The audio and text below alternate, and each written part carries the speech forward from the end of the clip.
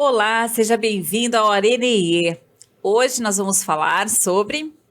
As emoções da estratégia. Bem-vindos, eu sou Marcelo do Carmo. Eu sou Alessandra Gonzaga e a gente Então vai vamos lá. hoje fazer um tema aqui que é mais do Marcelo do que meu, né, Má? É nosso, né? É nosso, É né? nosso, porque você também suja a mãozinha com isso. Eu já comecei a trabalhar com isso lá nos 2003, 2004, por ali, né?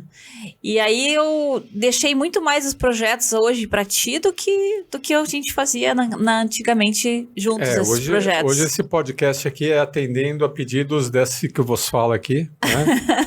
Porque eu sempre tenho necessidade, assim, de botar algum material de aquecimento para o pessoal que está trabalhando com planejamento estratégico. Então, essa que é a minha intenção aqui, fazer algumas reflexões, né, mais para organizações. Hoje o podcast é para organizações, né? Hoje, isso mesmo. E a gente vai falar sobre o que afinal de contas, tem de base no nosso emocional e no nosso pensamento quando a gente está projetando cenários de longo prazo, né, mano? Porque eu me lembro que uma das coisas que eu aprendi contigo lá atrás era que estratégia tem que ser uma coisa de longo prazo, né? Isso. Que uma coisa é o que a gente faz no dia a dia, a operação do negócio, o que seria o nível operacional e até mesmo às vezes o nível tático, quando a gente faz alguma melhoria no dia a dia. Mas se eu estiver pensando estrategicamente, eu estou pensando no longo prazo. É isso, mano? É isso aí. E aí a gente vai fazer um bate-bola aqui, porque eu vou trazer as situações e tu vai explicar para nós, né? Como a gente consegue calibrar, né, balancear essas situações. Tu sabe que eu tenho tido oportunidade recentemente de fazer diversos treinamentos para diferentes empresas, né, nesse escopo de pensamento crítico, analítico e pensamento estratégico. Então é uma amostragem ampla, né? Não é uma amostragem viciada só com um tipo de executivo, só com um tipo de organização. E o que eu falo para o pessoal que está fazendo nossos treinamentos, né? Um método, né? A técnica de planejamento estratégico que você usa, ou então a escola de planejamento estratégico, ela não é tão importante assim, né? Porque todas as escolas meio que se complementam, elas se assemelham, né? O objetivo é mais ou menos o mesmo. O problema continua sendo as pessoas que usam essas ferramentas, que usam essas técnicas para tomada de decisão. Tanto é que os principais pensadores de planejamento estratégico, todos eles invariavelmente deixaram de lidar com técnicas de planejamento e se voltaram a lidar com pessoas. Olha com só. as pessoas que estão tomando as decisões, né? Então, como é que a gente mexe, né, com a forma dessas pessoas analisarem e tomarem decisão? Tá, então o link com a inteligência emocional, porque essa casa aqui fala muito de... vem a ser essa questão da tomada de decisão, né? De como a gente está o tempo todo influenciado por algum viés, por alguma visão de mundo, por alguma perspectiva que a gente imagina que seja mais verdadeira.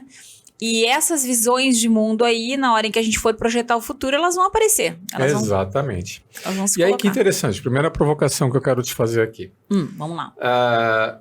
Como ferramenta de análise sistêmica, para a gente tentar abraçar a maior quantidade de inputs variados possíveis, eu gosto de usar a análise SWOT. A análise SWOT, né, como toda ferramenta americana, são 4 quadrantes. Né? Nossa, impressionante. Eles sempre têm duas dimensões. Né? Impressionante. São 2 dimensões. São 4 quadrantes. Né? Um lado voltado para o lado de fora da organização, né, para o mercado. Então, você vê oportunidades ou ameaças de mercado, e um lado voltado para dentro da organização, onde você vê forças ou fraquezas, né, da sua organização. Então, ameaças, oportunidades, fraquezas e forças. Então, você usa essa matriz SWOT, você povoa, né, essa matriz SWOT, para a gente usar um termo de planejamento, e aí, quando você tem essa matriz SWOT povoada, você vai analisar, né, forças, fraquezas, ameaças, oportunidades, e você vai definir estratégia. Basicamente, é tentar aproveitar forças da organização para canalizar para oportunidades de mercado, ou então neutralizar ameaças de mercado, ou então que fraquezas eu preciso tratar para que elas não se tornem um impeditivo para as minhas oportunidades, ou então maximizem, né, as minhas ameaças. Então você vai lá e você povoa essa matriz, e eu costumo utilizar uma série de ferramentas de análise para povoar essa matriz. Então eu junto as pessoas, vamos pensar aqui, então vamos pensar com esse recorte, com aquele recorte, com aquele recorte, e vocês conduzam as suas análises, né, e a partir das análises vocês povoem essa matriz SWOT. De todos os quadrantes, né, porque a pessoa pode ver forças e oportunidades. A pessoa pode ver ameaças ou fraquezas. O que tu acha que o pessoal mais enxerga, Ali? Depende de se eles são mais otimistas ou pessimistas, mano. Se você fosse chutar. Se eu fosse chutar, as pessoas que eu mais vejo nas empresas estão mais pessimistas. Portanto, eles veriam mais ameaças. É impressionante, por isso que eu quis provocar essa questão das ameaças. Acertei? Eu juro que eu chutei. Então você está bem antenado, né, com o que acontece nas organizações. Mas chega a ser assim gritante, né?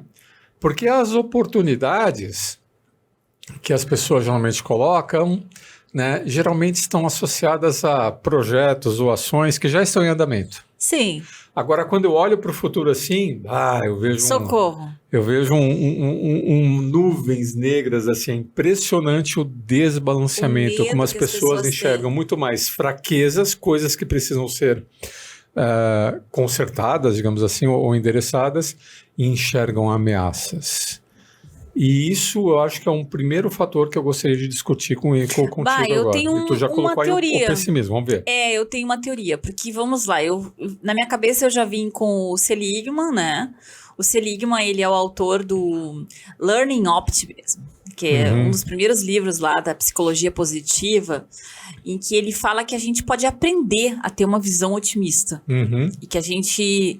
Aprender a ser otimista é perguntar um what if, que é o e se der certo? E se as coisas puderem ser diferentes? E se a gente puder conquistar novas coisas? E se as coisas melhorarem?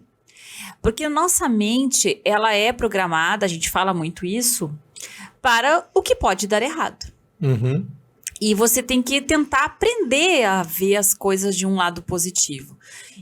Fazendo essa primeira janela que me veio, eu penso que as pessoas enxergam mais ameaças porque elas estão mais ansiosas.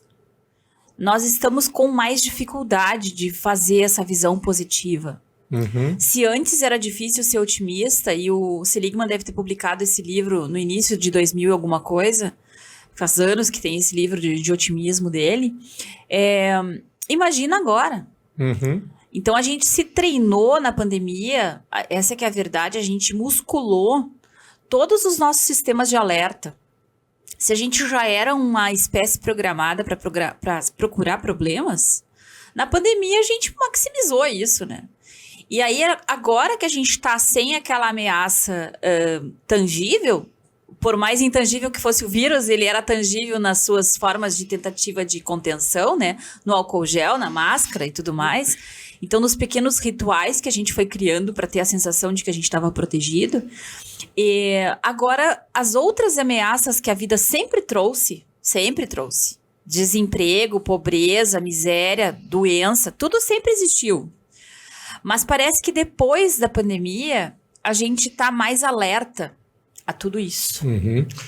Faz sentido. Então, além dessa questão de a gente ter esse foco de autopreservação, que nos trouxe aqui como espécie humana, né? Eu até brinco contigo, você também faz essa brincadeira que a gente, no nosso espectro emocional, tem muito mais emoções negativas, né, do que emoções positivas. Né, na nossa caixinha de ferramentas emocionais. Isso tem a ver com a nossa preservação.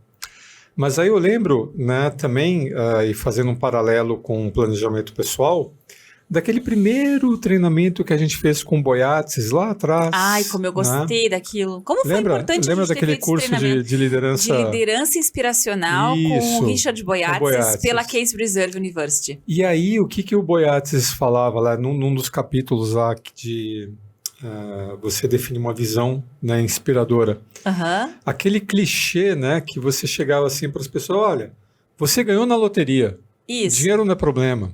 E agora? Ou então, daqui a 10 anos, né, então ele fazia uma força muito grande para a pessoa se desligar dos problemas atuais reais.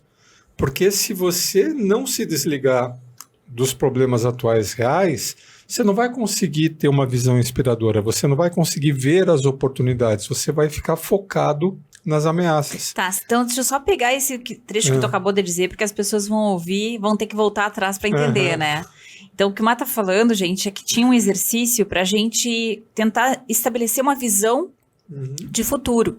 Só que é super difícil enxergar o nosso futuro, para onde a gente vai ir, né? Então, ele pedia pra gente fazer esse tipo de pergunta para diminuir a nossa visão A influência negativa dos riscos atuais. Então ele perguntava, por exemplo, colocando numa moeda de hoje, o que você faria se ganhasse 100 milhões, né? E aí a pessoa simplesmente vê o céu é o limite, Dinheiro não é o problema, porque acontece isso nas empresas. As pessoas vão acabar usando. Como o planejamento estratégico é mais um fórum em que você dá disposição para um orçamento, a gente tem uma quantidade de dinheiro aqui para investir. O que a gente vai fazer com esse dinheiro? Entre você pegar esse dinheiro e apostar numa oportunidade, eu vou pegar esse dinheiro e vou tentar resolver os problemas reais com os quais eu convivo hoje. Sim.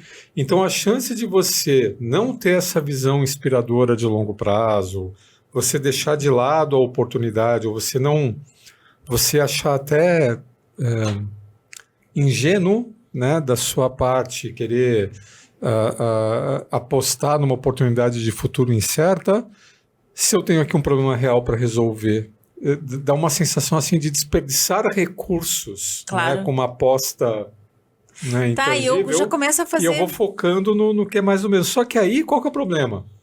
O planejamento estratégico deixa de cumprir o papel de planejamento estratégico. Eu estou tendo mais um fórum para falar dos problemas do dia a dia. Para tratar dos problemas reais. Eu posso estar deixando de preparar a empresa para oportunidades futuras. Mas é por isso que existe, aí tu me corrija se eu estiver errada, mas tem um planejamento que é para o operacional, né? Exatamente. Como é que é o nome desse outro planejamento aí? Vamos chamar de planejamento operacional esse mesmo, né? Então, geralmente é o SNOP, né? O Sales and Operational Planning, que é justamente para você garantir que você não vai ter gargalos, que você vai conseguir atender as demandas, né, de produção, as demandas do seu cliente. Mas essa que é a questão, Ali. A gente fica tão acuado e tão desautorizado em ter essa visão inspiradora que a percepção que eu tenho, né, estando de fora e vendo os executivos comentarem, é que às vezes eles podem achar até uma irresponsabilidade olhar para o futuro de forma inspirada, né? E tendo que, como é que eu vou limpar prata, né? Polir prata, se eu não varri o chão ainda? Então eu preciso varrer o chão. E aí eu entendo essa dificuldade, deixa eu tentar fazer coro aqui com o que deve ser a dificuldade dos clientes que tu pega.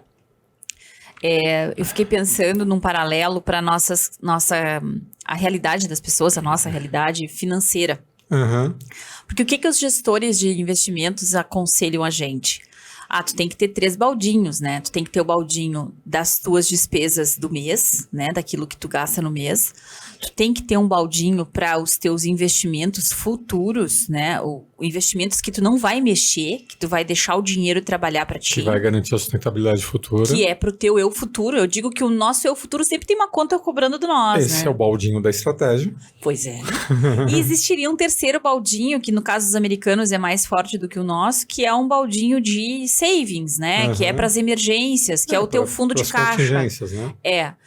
Aí, imagina a pessoa que está lá fazendo o seu orçamento financeiro, para começo de assunto, já é uma ave rara que resolve olhar para o seu dinheiro com uma forma mais analítica e não sai simplesmente vendendo almoço para pagar a janta. Aí esse cara tá recém conseguindo pagar as contas do mês, tá conseguindo pagar a fatura do cartão e tu tá dizendo para ele que ele tem que esquecer um pouquinho das coisas do mês, que ele tem que ir lá e olhar o futuro dele. É muito difícil. A gente já tem uma dificuldade grande de lidar com a realidade presente, né? E aí isso também acaba sendo uma realidade, né, das empresas nacionais. Eu sempre vivo assim, vem à mente assim essas coisas do meu passado, né? Que a gente usava isso em planejamento estratégico, mas tinha uma frase que era recorrente, que era síndrome do cachorro vira-lata. Né? Por quê? Não, te liga, tu tá no Brasil. Aqui no Brasil, você ser empresa inovadora, você ser uma empresa que cria, tá louco. Você não tem dinheiro suficiente, você não tem cacife suficiente para apostar no incerto. Então, o que a gente faz? A gente fica aqui esperando e olhando para o lado. Ó, o sujeito fez uma coisa ali que deu certo, vamos copiar. Que tristeza. Porque quando você faz mais um modelo de quadrantes, né? Tem as empresas realmente inovadoras, que elas têm cacife para tentar criar as tendências, né? Lançar os produtos, lançar os modelos, lançar os serviços, né? Tem as empresas que elas não são tão inovadoras assim, que elas ficam aguardando, né, o que essas empresas inovadoras estão fazendo, mas aí elas têm agilidade, elas conseguem rapidamente, né, copiar o que está dando certo e melhorar, inclusive. Né? Tem as empresas que elas ficam esperando, será que deu certo mesmo? Tá, mas eu vou pegar a rapinha do tacho. Mas ok, eu vou pegar a rapinha do tacho. E tem as empresas que ficam só aguardando. Qual é a vocação dessas empresas que ficam só aguardando? Ou elas vão sair de cena ou elas vão ser adquiridas, né, por essas empresas que saíram à frente. Por isso que em economia de mercado, né, em economia da estratégia, o que é o normal? O normal é o oligopólio e o monopólio.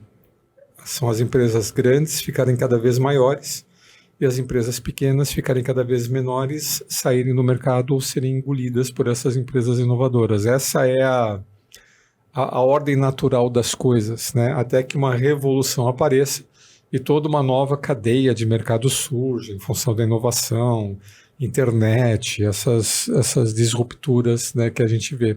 Porque não necessariamente o camarada que ele era o melhor da última tecnologia, ele vai ser o melhor de todas as novas tecnologias que existirem. Então, às vezes, tem essas mudanças de mercado. Mas a gente fica esperando, a gente deixa como é que tá para ver como é que fica. Pois é, mas então vende para nós natural. Qual é a vantagem de fazer planejamento estratégico? A vantagem de fazer planejamento estratégico é você conseguir maximizar o teu resultado, você conseguir melhorar a tua sustentabilidade e olha, né, se der tudo certo, se tu tiver um breakthrough, né, tu pode saltar de categoria. Tu pode definitivamente deixar de ser uma dessas empresas que vai apenas tocando o serviço ou tocando, né, o negócio até quando der, para quem sabe entrar na corrida, né, das empresas que foram nascidas para durar, nascidas para crescer. Então é um divisor de águas, né, uma empresa que ela se dispõe a ter um planejamento estratégico. Tá, eu vou começar a te entrevistar. Tá vindo um monte de pergunta aqui para mim. Nossa, que responsa. Não, é verdade, porque é um tema que eu acho muito interessante, mas que me soa assim misterioso, porque a gente teve vários ciclos nas empresas de como era feito o planejamento estratégico. Eu me lembro lá nos anos 90, início de 2000, que era comum as pessoas se isolarem, irem para um hotel, ficarem lá por uma semana até, para pensarem 10 a 15 anos à frente o que iria acontecer com o negócio. Só Deus sabe o que deu desses os anos já chegaram, né? A gente sabe que muitos deles não se deram bem. Não se deram bem, né? Porque bola de cristal ninguém tem. Ninguém tem bola de cristal. Mas então era... E aí ficou muitas vezes mal visto como um exercício de futurologia, né? Como uma tentativa de enxergar o que não se tinha dado para enxergar. Então, acho que a minha pergunta, antes de poder falar um pouco mais da possível futurologia, é onde que é a linha divisória entre a melhoria, que vai simplesmente ser um nível tático do meu processo produtivo. Eu tô lá, como por exemplo, eu tenho um cliente que trabalha com automação. E ele ajuda justamente outras empresas a desenhar melhor o seu processo e conseguir economizar em recursos. Muito bem. Ele ajuda na estratégia ou ele ajuda na gestão? Como é que é essa divisão, assim, entre... É pela linha de tempo? É por nível de investimento? Como é que eu sei que uma coisa é além da melhoria contínua e passa a ser um projeto estratégico, Má? Tá. Então, assim, eu acho que a primeira decisão que uma empresa tem que tomar é qual é o meu perfil? Eu sou uma dessas empresas inovadoras? eu tenho cacife, eu tenho condição, eu tenho know-how, eu tenho conhecimento para, de fato, ser uma das empresas que lança tendências, aqui no Brasil há poucas. Existem. Mas todas as que existem são empresas com muito café no bolo, digamos assim. Por exemplo, uma Embraer. Né? Uma Embraer, ela não apenas é uma empresa inovadora, mas ela sustenta toda uma cadeia, né, de inovação aqui no Brasil. E há um arranjo. É verdade, né, que eles estão investindo em disso. navios? Isso, a Embraer está junto com outras empresas no consórcio para a produção de 6 fragatas da Marinha. Olha né? só. Petrobras, né, também é uma empresa inovadora. Né? A Petrobras, digamos assim, é uma empresa que ela é excelência na exploração de petróleo em águas profundas. Né? Não tem para ninguém. Né? Eles são a referência de mercado. Mas eles são grandes, existe toda uma cadeia de inovação no entorno deles, universidades, centros de pesquisa, linhas de fomento e foco. Né? Eles têm um foco. Tá, isso é para poucos. Tá, então, digamos que eu não sou essa empresa ainda. O que eu vou ser, então? Se você vai ser uma daquelas empresas, naquele modelo que eu falei para você, de quem inova ou de quem vê o que vai estar inovando e vai atrás e se adapta, essa empresa que vai atrás e se adapta, ela tem que ser ágil. Então, se você quer se colocar num lugar que, olha, eu não tenho todo esse recurso, todo esse dinheiro para lançar as inovações, mas eu quero aproveitar o máximo possível do que está acontecendo no mercado. Então, você precisa ser ágil. E o primeiro investimento para você ser ágil é você investir ou você repensar a sua gestão.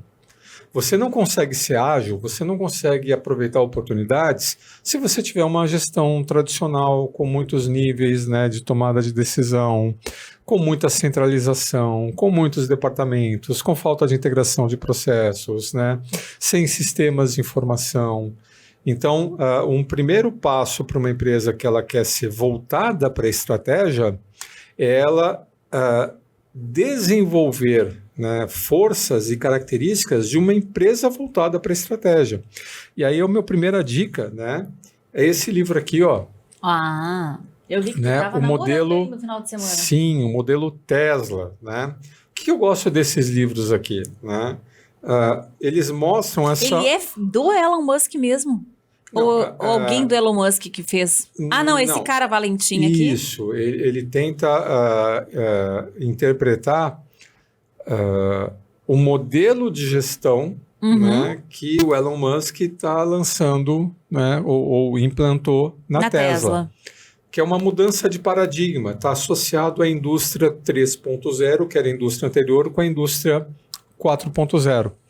Então, a indústria 3.0, que era o modelo anterior, o que é a revolução 3.0?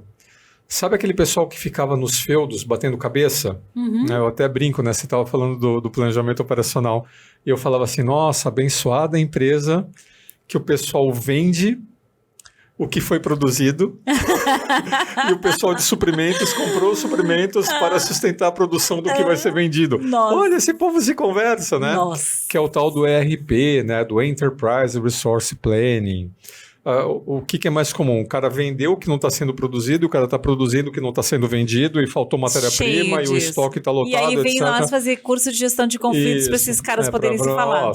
Por favor, vamos não mate o coleguinha, né?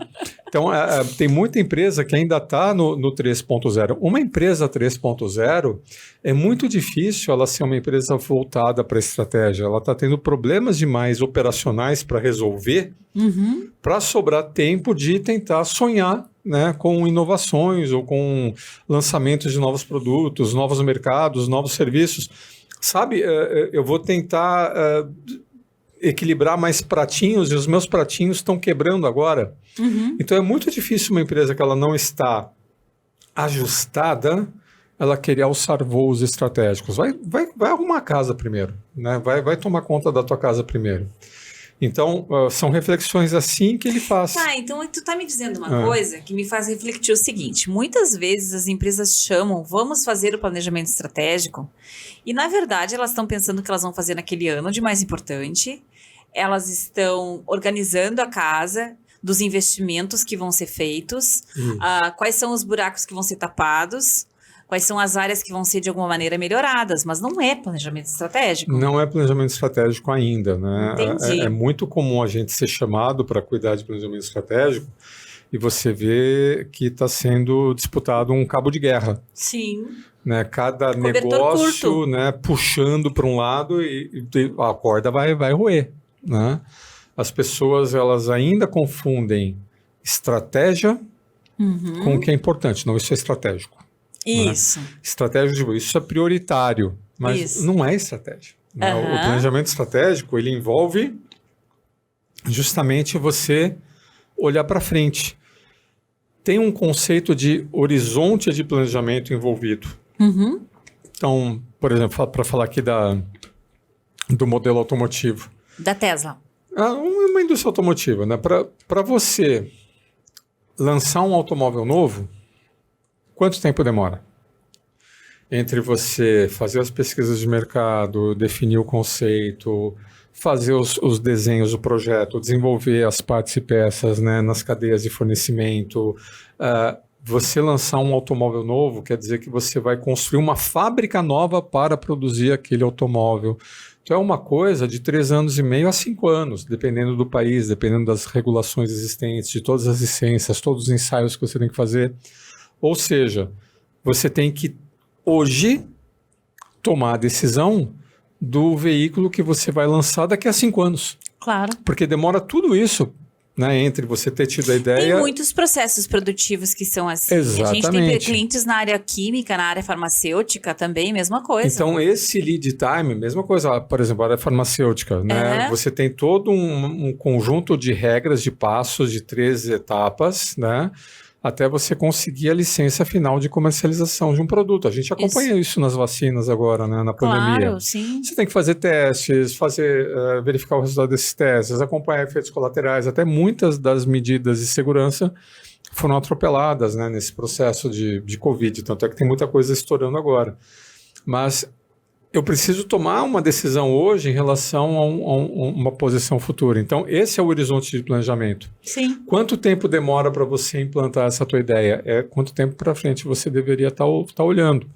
Só que a gente não está olhando para frente, a gente não está fazendo isso. Né? A gente está fazendo mais do mesmo e a gente está, em muitos dos casos, né, tentando tomar uma decisão de cobertor curto, de orçamento prioritário para o que eu preciso fazer para tornar a minha empresa apta para essa resposta rápida. Poxa, é o mais que a gente vê. Resumindo, até aqui no programa, tu acabou de quebrar um paradigma que eu tinha, de que planejamento estratégico era meio que olhar por que a gente vai fazer de melhoria, onde é que a gente vai alocar nossos investimentos. Tu está me dizendo que essas melhorias são uma visão de curto prazo, é um nível tático, e que só é estratégico se eu estiver pensando no longo prazo. Essa é a realidade da maior parte das empresas. Por exemplo, quando eu trabalhava lá na Siemens, a gente tinha lá um planejamento estratégico, de fato. Né? Mas como é que era esse planejamento estratégico?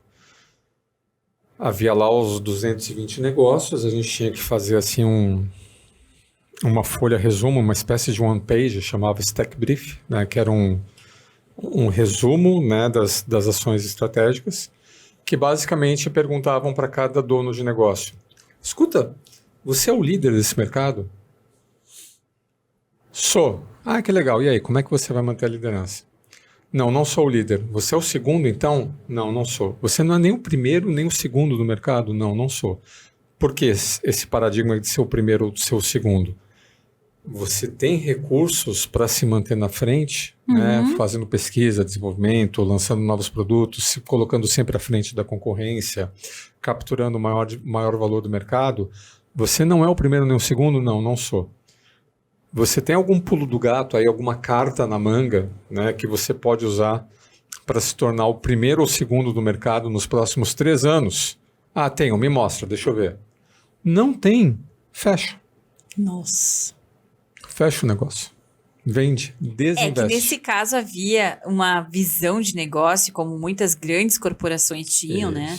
que eram unidades no mundo que tinham que se mostrar tendo resultado ou não valia a pena o investimento. Então, se eu tenho dinheiro, Aham, onde que eu vou colocar o meu dinheiro para garantir o maior retorno possível? claro. E o maior retorno possível eu garanto se eu sou líder de mercado.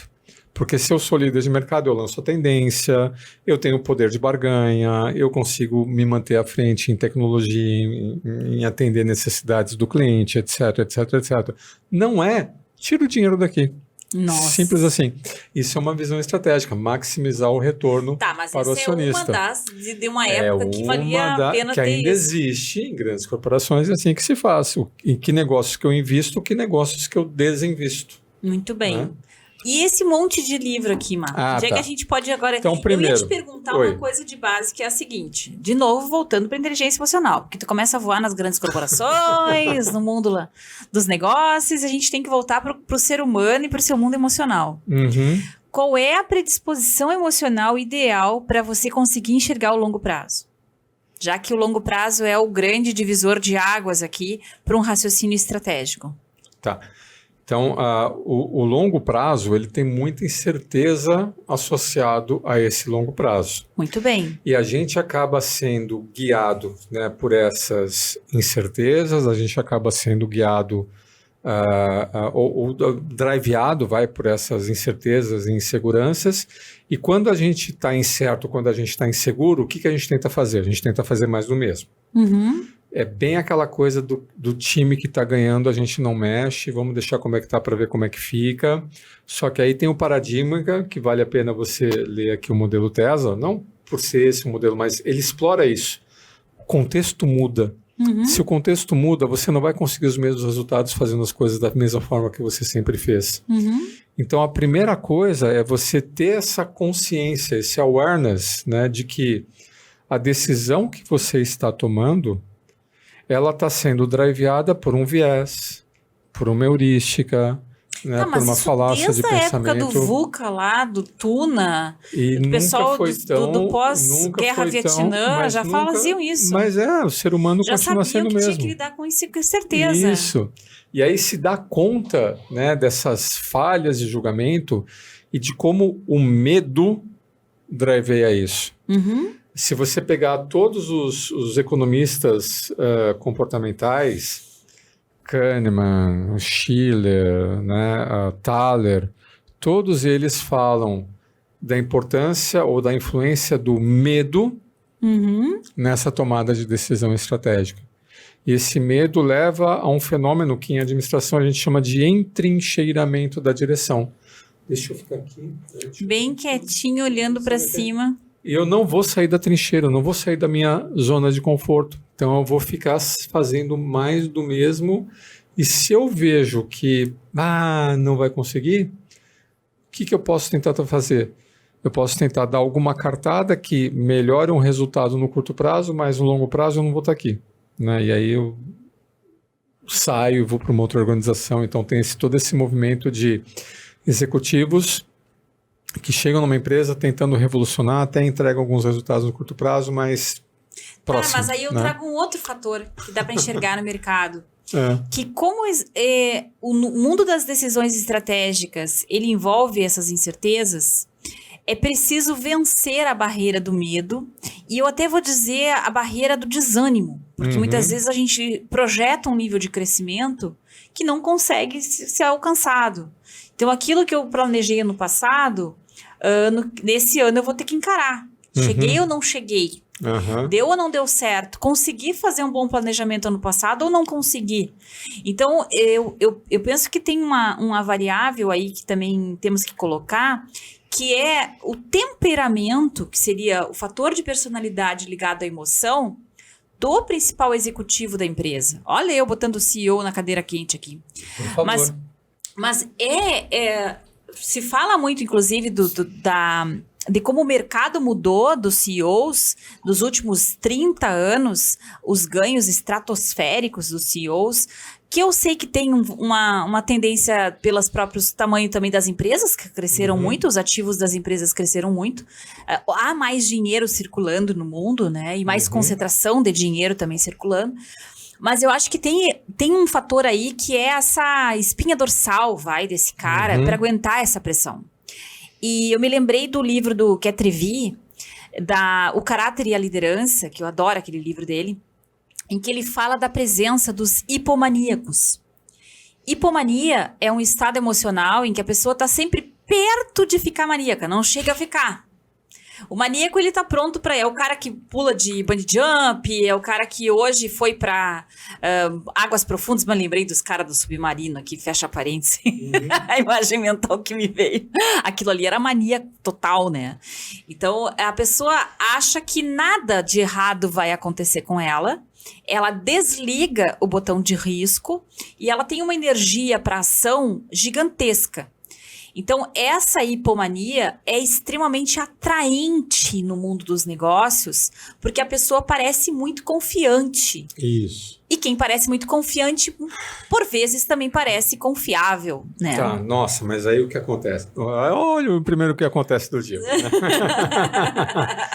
Vamos lá, seguindo nessa hipomania, Ali.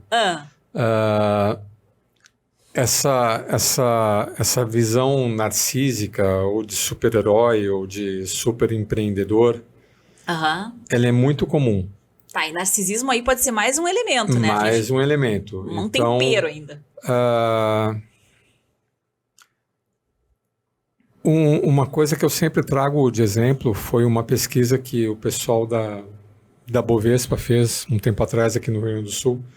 Entrevistaram 1.400, 1.500 empresas com porte para abrir capital na bolsa. Então, não é pequena empresa, né? Média, grande empresa. E dessas 1.000 e tantas empresas, aí, 1.400 empresas, menos da metade tinha algum processo de tomada de decisão estratégica baseado em fatos e dados. Nossa! Sabe aquilo? A gente estava vindo para cá, a gente estava ouvindo um podcast, né, de um camarada que ele estava questionando uma decisão de um casal. Escuta, vocês vão fazer esse investimento vai dar retorno? Ela iria comprar um PhD, né? Uma pergunta básica, você vai colocar dinheiro aqui, quanto de dinheiro você vai ter de volta? Uma análise de fluxo de caixa descontado, nem isso as empresas têm. Então, nenhum ROIzinho. Metade das empresas aqui no Rio Grande do Sul fazia nem que fosse uma projeção financeira de retorno de uma decisão de investimento. É tudo da cabeça do principal executivo. Então, primeiro, quando você tem um camarada com esse perfil, não apenas ele não usa informações, ele se recusa a usar informações, ele se recusa a ouvir ou analisar qualquer vestígio de argumento que contrarie a sua decisão sábia. Quando tu estava na fundação também, tu lembra daquele princípio de gestão, né? Decisão baseada em dados e fatos. Que dados e fatos? Né? Eu sou, né, o dado e fato. Então, nossa, esse é o primeiro sinal de alerta. Né? Tá, isso não existe uma certa cultura brasileira aí no meio, e não tem uma certa tropicalização da forma de decidir? Empresas familiares, né, que você tem lá a figura do patriarca empreendedor, que até hoje existe. Hoje a maior parte dessas empresas já está em transição ou já para uma gestão né, profissional, mas ainda há resquícios de empresas que se encontram nessa realidade, e se essa realidade da empresa é uma situação de alerta, porque, afinal de contas, esse camarada trouxe a empresa até aqui, mas, de novo, não há garantia que exatamente, fazendo a mesma coisa, você vai continuar com o mesmo... O mercado é completamente diferente. A concorrência é completamente diferente. Então, uma recusa de se usar decisões baseadas em dados e fatos. Isso é interessante, esse livro aqui do Kahneman, Noise, ruído, né? Já tem em português, né? Ruído. Ele coloca aqui uma série de erros, né, em tomada de decisão, baseados justamente em posturas desse tipo. A gente até tem a reunião de planejamento estratégico, mas a reunião de planejamento estratégico é só para protocolar o que eu já decidi antes da reunião. Sim. Então, vocês vão passar limpo e vocês vão dar um jeito de planificar a minha visão. Mas, vem cá, não é minha visão. Não, vamos discutir a tua visão? Não, cadê os números? Cadê os dados? Tem mais cadê uma que é um modelo comum também, né, É. Fala que vai fazer uma reunião de planejamento estratégico, entrega um monte de post-it para as pessoas poderem projetar uma SWOT, e que seria um começo, a SWOT acaba sendo dali que sai todo o resto, né? O Kahneman, né, ele coloca aqui uma lista de verificação, né? Aqui, ó, checklist de observação de vieses. E tem aqui, olha, 3, 4 páginas de vieses, né? Nossa. Que são os vieses que ele, com mais frequência, encontra em ambiente corporativo, né? Nas intervenções deles. Então... Cita 2 aí, só para a gente ter de exemplo. Por exemplo, esse pré-julgamento inicial. Eu já vou com o bolo pronto. Pronto. Eu já decidi, a gente até faz já vai fazer a votação do negócio. Junta aqui 2, 3 pessoas antes da reunião. Na reunião a gente vai fazer isso, e quem tiver voz em contrário, a gente vai trucidar. Eu tenho 5 argumentos aqui que eu preciso analisar. Eu sei que 3 argumentos são favoráveis, né, à minha decisão, 2 são contrários. Eu simplesmente ignoro esses 2 argumentos. Eu tendencio, né, a tomada de decisão apenas para os argumentos que eu acho válidos. Eu sou completamente seletivo. Eu só me ancoro na minha visão interna. Eu deixo de olhar para o mercado, né? Mas vem cá, quem é que está fazendo isso? O que está acontecendo? O que meus concorrentes estão fazendo? Não, problema deles, né? Eu vou fazer isso. Então, são vários vieses aqui, falácias de planejamento. Você, o wishful thinking, né? Você ter certeza absoluta que vai dar certo e ignorar riscos, né? Que é o que a hipomania favorece, né? Isso. Então, a gente basta querer que vai dar certo. Isso é real. Então, coisas que ele coloca, eu gosto muito, né? Ele explora, né, nesse livro cada um desses vieses, mas o que ele recomenda? Por exemplo... Tem que ter um fiscal de reunião, vamos chamar assim, né? Um observador de reunião. Mas, eu tô sentindo a gente tão racional e lógico, parece que a gente nem é um podcast de emoções. Em que lugar dentro desse planejamento todo e dessa racionalidade, porque é com fatos e dados, qual é o lugar que tem a intuição e mais o desejo, o sonho, a visão? Porque quando a gente começou falando lá do Boiatzis, a gente falou na visão inspiradora. E, por sinal, voltando rapidinho a esse ponto, se você ganhasse 100 milhões, eu sei que tu ia gastar tudo em viagem... em casa, em roupa e não sei o que, mas ainda assim ia sobrar muito dinheiro para gastar. Fecha parêntese. Mas então, assim, onde é que a gente coloca esses elementos mais emocionais, vai? A gente tem que compreender que um processo de tomada de decisão estratégica, ele ocorre em etapas. Essa intuição, essa visão, esse desejo é o início do processo.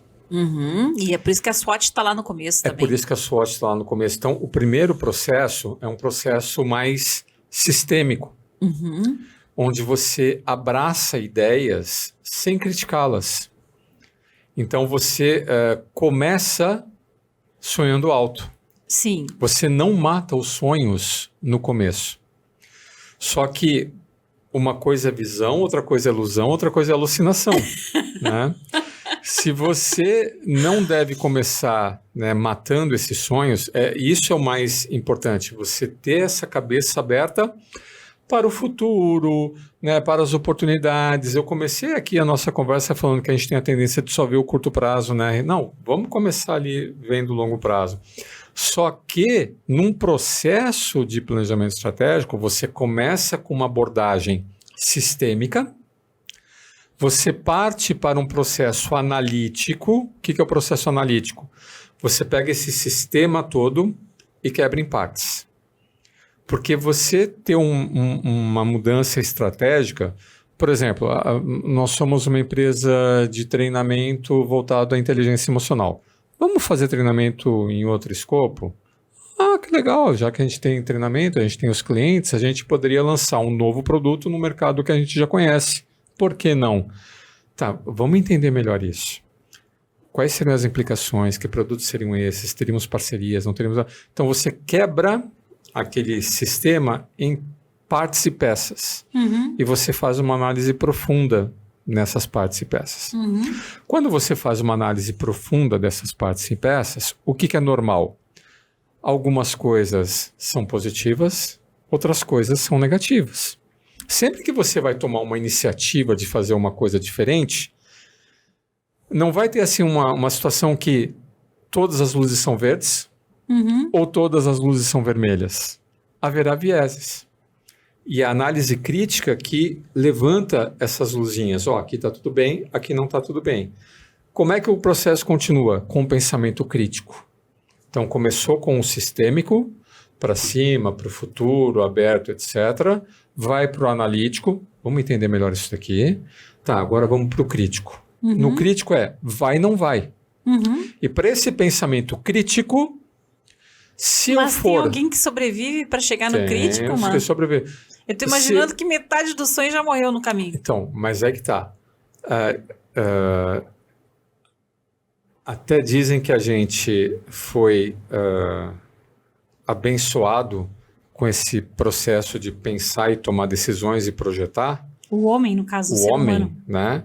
Porque ao você ser capaz de pensar e projetar, você consegue ver antecipadamente as coisas que podem dar certo e as coisas que podem dar errado. Então, o nosso pensamento, a nossa capacidade de análise, ela nos permite fazer essas projeções e analisar criticamente essas projeções para não embarcar em canoas furadas. Então, nesse momento de análise crítica, né, é o momento que eu mais percebo a influência dessa aversão ao risco, desse medo, né, porque quando chega assim, tá, e agora? Vai ou não vai? Ah, não vou ficar aqui. Tava tão bom só pensar. Tava tão bom só pensar, agora é para valer, e aí vamos, E é por né? isso que tem muito cliente que diz pra gente, a gente só tem iniciativa, mas a gente não tem acabativa. Não tem acabativa, né? Porque, que lindo, né? Porque é muito gostoso pensar. Imagina um casal lá falar, ser. vamos casar, vamos ter 10 filhos, vamos ter uma casa no campo, vamos ter um cachorro, vamos falar, e aí, vamos lá? Vamos casar mesmo? Não, peraí, mas vamos esperar ganhar mais um pouquinho de dinheiro. Tá? Quando você começa a analisar, né? Tá, não, mas quando vai chegando no processo crítico, que é a tomada de decisão, a gente vai se fechando. Sim. Você chegar para o pessoal aqui na frente, na ponta, e falar, vamos fazer uma análise sistêmica, vamos olhar para frente, é como se não houvesse comprometimento. Aqui vale tudo. Mas e aí tem mais uma dúvida emocional aí. A gente se fecha perto da tomada de decisão porque a gente se abre para o medo e para o risco ou porque a gente não tem mais a energia para ação? Porque a gente se abre para o medo e para o risco e a gente não encontra segurança psicológica no mais das vezes. Mas tu não acha que tem aí uma coisa de colocar a mão na massa, o hands-on, que o pessoal fala? O que tem, Ali, é incerteza. A gente nunca sabe, né, o que vai acontecer. Na Conexão IE, a gente já tomou diversas decisões estratégicas. Já. Nem todas funcionaram. Nem todas. Né? E não é porque nem todas funcionaram que a gente não continua abraçando, né, oportunidades de investimento. Entre nós aqui, né, tu pode falar que eu sempre abracei, né, oportunidades, sabendo que não vai dar certo. Pode não dar certo, né? Mas não é porque pode não dar certo que a gente não vai tentar. Mas olha aqui a nossa situação. Somos eu e você, basicamente, os tomadores de decisão, e a gente tem um ambiente de segurança entre nós, né? Porque nós somos, né, sócios na física e na jurídica, né? E são só dois para tomada de decisão. Ai, facilita muito. E quando um erra... E os dois têm objetivos convergentes, a gente tem valores, né, convergentes, a gente tem valores semelhantes, então... E a gente sabe que estamos juntos, há um compromisso, há uma colaboração.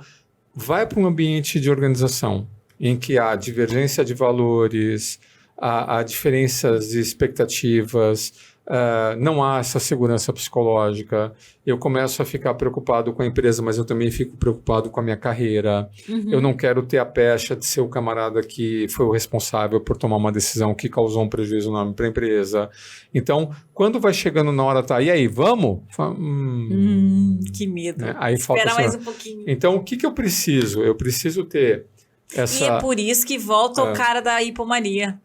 É por isso que, de vez em quando, precisa de uma criatura com um pouquinho de falta de juízo para dar o pulo do gato, né? E é por isso que todos os grandes pensadores de planejamento estratégico, Kaplan, Norton, Mintzberg, todos os que faziam BSC, mapa estratégico, administração estratégica, eles largaram mão de trabalhar com práticas e técnicas de planejamento estratégico e se voltaram para coaching dos executivos que tomam as decisões. Que loucura, né? Sim, porque voltamos para o fator humano. É o fator humano. Então, não interessa, né, o template que você usa, o método que você usa. Esses métodos são todos canvas, né? São todas telas que você pode usar lá para tentar colocar as suas ideias de forma organizada e compartilhar as suas ideias de forma organizada. Mas no final das contas, independendo do método que tu está usando, o que é importante são as pessoas que estão olhando para aquilo e tomando as decisões. Isso me faz lembrar agora, puxando a brasa um pouquinho para o nosso assado, do trabalho de facilitação executiva que a gente está fazendo. Isso aí. Porque na facilitação executiva, a gente pega as pessoas que são os principais tomadores de decisão de uma empresa e faz elas criarem uma espécie de alinhamento de valor, comportamento e até mesmo de o que se espera um do outro, né? Isso. Esses acordos coletivos que são fechados. Porque não interessa o que está sendo mudado, né? Uma empresa que nos chama para fazer facilitação executiva, olha, eu preciso reposicionar a empresa no mercado. É planejamento estratégico. Olha, eu preciso mudar a cultura. É uma mudança. Olha, eu preciso ter executivos ou líderes com novas competências. É uma mudança, né, de comportamento da liderança. É uma mudança. Uhum. Sempre que você vai lá, tá, então vamos mudar, tem uma incerteza associada àquela mudança. Claro. E aí entra o processo de facilitação, porque lógico que podem ter pessoas com maior ou menor abertura para a mudança, mas a mudança geralmente leva a um processo de entrincheiramento. E a mudança causa uma série de emoções aflitivas na gente, porque a realidade que a gente tem e conhece é uma realidade mais fácil de lidar emocionalmente. Aquela realidade mutável ou a transição é algo que a gente não consegue suportar. Por isso que sempre que tem esse processo de mudança, isso vai gerar estresse, vai gerar frustração, vai gerar medo, vai gerar culpa, vai gerar apontar culpados quando a coisa não dá errado, então vai dar conflito. Não interessa o que está na mesa, estratégia, cultura, né, comportamento, governança, né, qualquer coisa que a gente vai estar redesenhando processos organizacionais ou decisões organizacionais, essas são as emoções envolvidas. Por isso que a gente tem esse produto facilitação e por isso que a gente trabalha junto contigo. Isso. Né? Trabalhamos juntos, né, nesse produto. Eu pegando mais a parte comportamental e tu mais o processo, a gestão em si. E eu diria que a minha parte é bem mais fácil. Não sei não, eu tô achando muito interessante, porque na verdade tudo se entrelaça, né? Acaba se entrelaçando. Vamos chamar o nosso patrocinador, tô vendo ali que estão 5 minutinhos, Isso. porque afinal de contas eles são nossos parceiros na facilitação executiva, o pessoal do Senex. Vamos lá.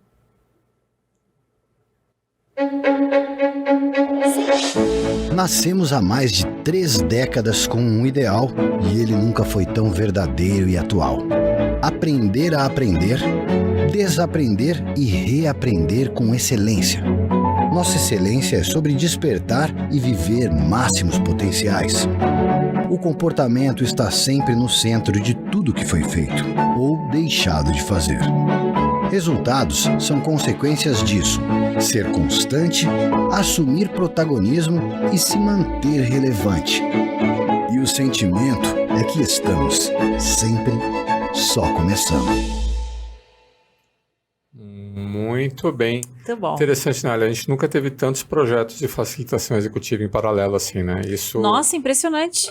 Como as empresas, né, de fato, estão precisando disso. E não adianta você pegar um executivo, tirar da linha de trabalho e falar, vem aqui, vem treinar a gestão de qualquer coisa aqui. Não, tem que ser ali, né?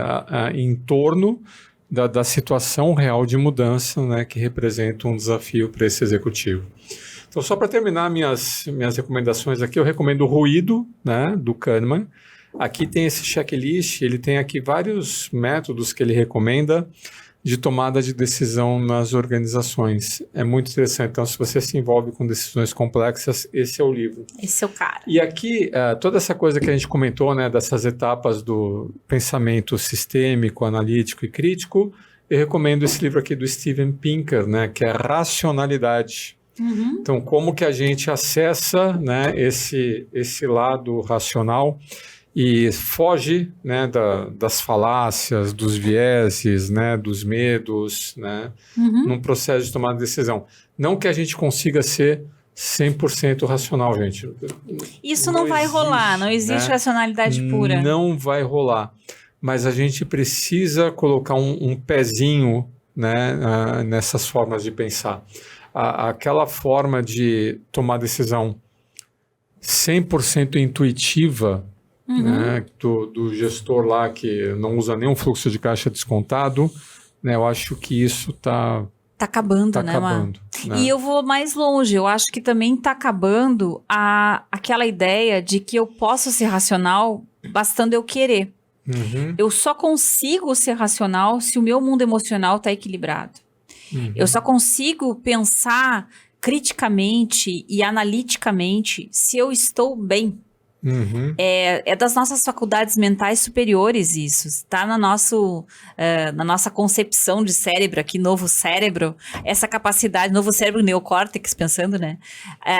Essa capacidade de tomada de decisão e análise crítica. Só que eu só funciono no novo cérebro, cérebro humano, se o meu cérebro animal, se o meu sistema límbico tá me deixando fazer isso, né, mano? Sim, tem um trechinho aqui, né? Eu não vou achar o trechinho, né, específico, né? Mas só para a gente terminar, o que ele fala, né? Tem aquele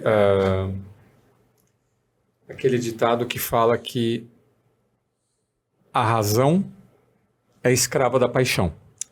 Né? Por quê? Primeiro você se apaixona, né? Aquele viés de, o que eu quero? Né? Então você se apaixona por alguma coisa. E ao se apaixonar por uma coisa, ao querer muito, né, uma coisa, a tua racionalidade vem e fala, como é que eu faço isso acontecer? Então a razão é escrava da paixão. Só que às vezes, né, você se apaixona, coloca a razão, né, a serviço dessa paixão e dá com os burros na água. Né? Porque às vezes a gente se apaixona e a gente não sabia de tudo. A gente pode ser de fato ingênuo, ou o mundo é mais complexo, né, do que a gente imaginava, né, anteriormente. Então a gente às vezes se arrepende, né, das decisões tomadas.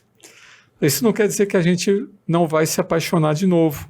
A gente pode se apaixonar de novo, mas aí, como a gente tem os calos, né, como a gente tem os aprendizados, vem a razão e fala, tem certeza que essa viagem é necessária?